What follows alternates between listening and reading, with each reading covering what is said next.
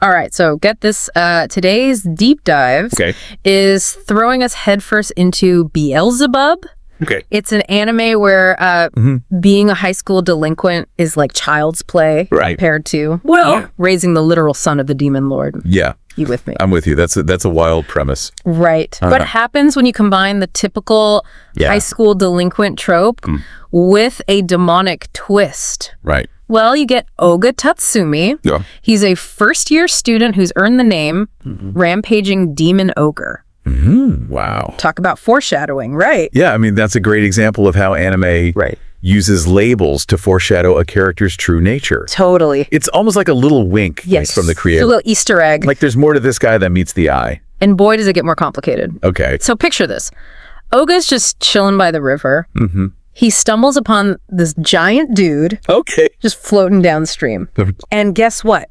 What? Giant dude has a baby. Okay. But not just any baby. Right.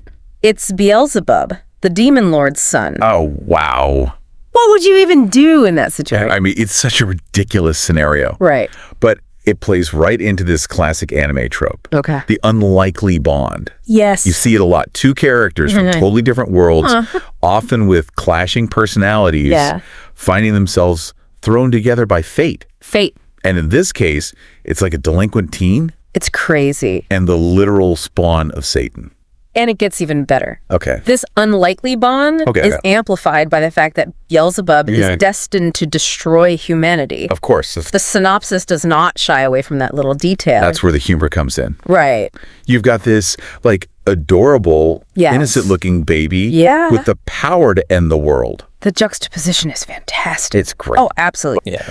Though I'm not sure how much giggling Beelzebub is doing. Right. Considering he's basically glued to Oga. Right. We're talking cry and electrocute anyone who comes close, kind of attached. Wow. It's kind of sweet. Okay. In a terrifying, potentially world-ending kind of way. That's Yeah, that speaks to another common anime theme. This like power of chosen bonds. Oh, interesting. Where logic goes out the window. Okay. Beelzebub chose Oga. Yeah. And that choice has major consequences for both of them and probably the entire planet. And just when you thought things couldn't get more chaotic, enter Hilda. Okay. She is Beelzebub's demon maid. Okay. Sent to retrieve the little lord.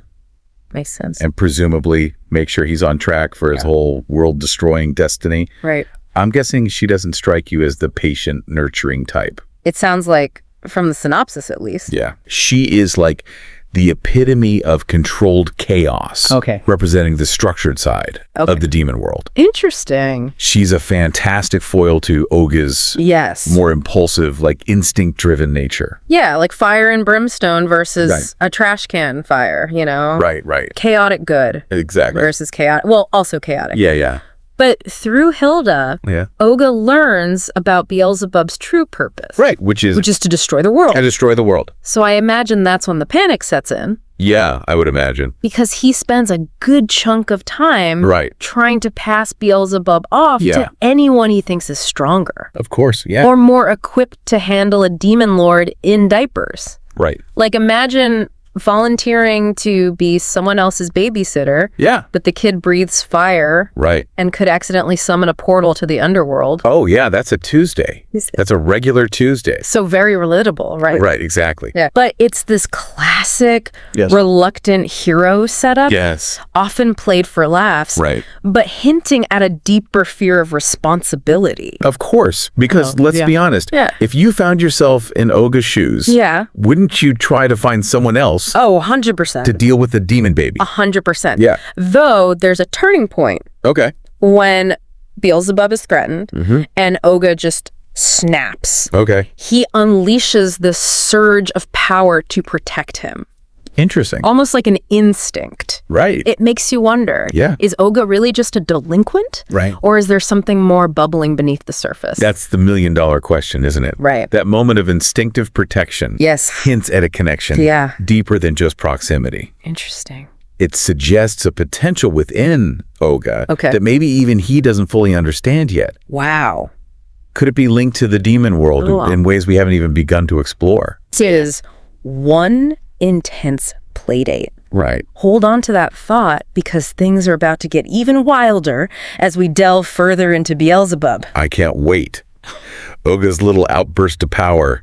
Right. It really does throw a wrench into things. Yeah. It's like suddenly realizing your pet hamster can shoot lasers. Okay. You'd probably try to find someone even more qualified. Oh, absolutely. To handle that situation, right. Though I'm not sure who you call for a demon-powered baby, but Oga doesn't give up that easily. Okay. He's on this mission to find a replacement dad for Beelzebub, someone who wouldn't break a sweat lifting a small car, let alone dealing with a demon child. Exactly. You'd think finding such a person wouldn't be too hard, right? I would think. Especially given Oga's reputation. Right.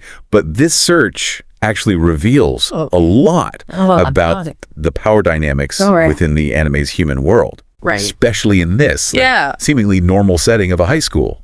Because where else do you start your search for the toughest guy around in high school? Exactly. So Oga goes full on talent scout mode, sizing up other delinquents, testing their strength. Even Hilda gets mistaken for a potential candidate after she casually tosses a student across the schoolyard. Right. Bet that was a sight to see. Oh, I can only imagine. Right. It's a hilarious case of mistaken identity. Yes. It's a good reminder that appearances can be deceiving. Yes. Especially in a world where demonic powers can crop up in the most unexpected places. Totally.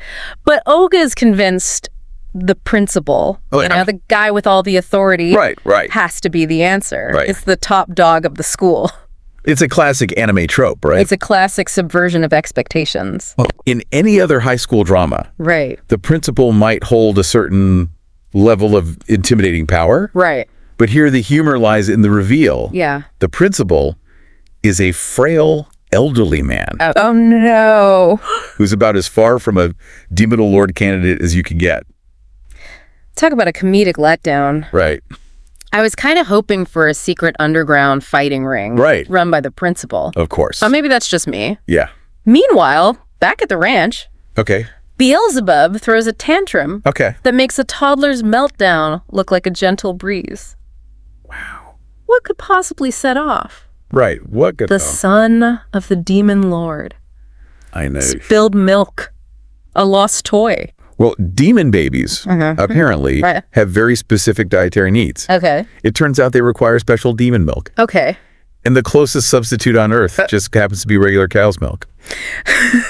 Seems simple enough, right? Yeah. Just pop over to the cafeteria, grab a carton, and call it a day. But this is Beelzebub. Right. Where even the most mundane errands can go wildly demonically wrong. You're telling me one spilled carton and Beelzebub unleashes this blast of energy that takes out like half the cafeteria. That's right. I mean, we've all been hangry before. Of course. But that's next level. It's a hilarious but potent reminder of Beelzebub's immense power, even as a baby. Right. His emotions have real-world consequences. Yeah. And in this case, those consequences involve a lot of collateral damage. Good thing Oga's starting to warm up to the little guy.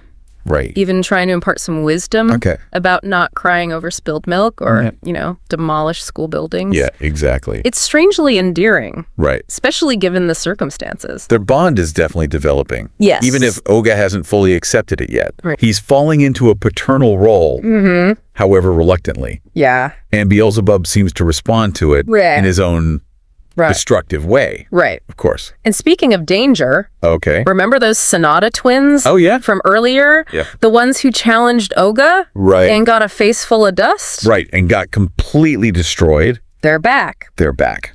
And this time, they're after Beelzebub. Oh, no. It's another foolish attempt to claim power. Right. But this time, they're targeting the source directly. Right. It's like they're underestimating. Right. They underestimate. The growing bond. Yes, the bond. Between Oga and Beelzebub. Huge mistake. Big mistake. Oga might be a delinquent, right, but he's got a protective streak. Okay. A mile wide. Right. Especially when it comes to Beelzebub. Yeah. So he gives chase. Okay. And with a little help from Elendilon, the giant dude, from the river, he teleports right into the action. Wow, Talk about an entrance. Elendilon's involvement is interesting. He's like this silent observer who only steps in when absolutely necessary. Okay. Almost as if he's subtly guiding Oga towards his destiny. And destiny, in this case, involves a serious power-up. Okay, here we go. Oga's furious. He's worried.